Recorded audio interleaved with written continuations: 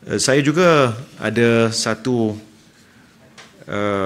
pengumuman khas untuk Hari Raya Aidilfitri.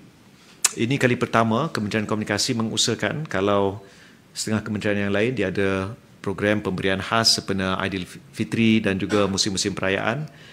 Maka sukacita saya umumkan bahawa Kerajaan Madani menerusi Kementerian Komunikasi dengan kerjasama strategik syarikat penyedia perkhidmatan telekomunikasi akan melaksanakan pemberian insentif rebate rahmah berbentuk tambahan kuota data minimum 5GB, 5GB kepada semua pengguna perkhidmatan telekomunikasi warga negara Malaysia, sama ada prabayar maupun pasca bayar, pada Hari Raya Aidilfitri pertama.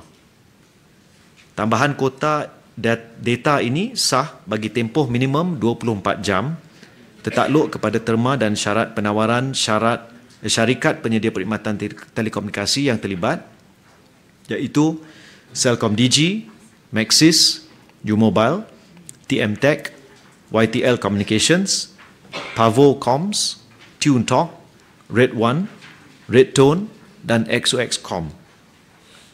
Pemberian insentif rebate rahmah sempena Hari Raya Aidilfitri ini diharap akan dapat membantu mengeratkan silaturahim, terutama menerusi komunikasi dalam talian, di samping memeriahkan sambutan Hari Raya Aidilfitri pada tahun ini.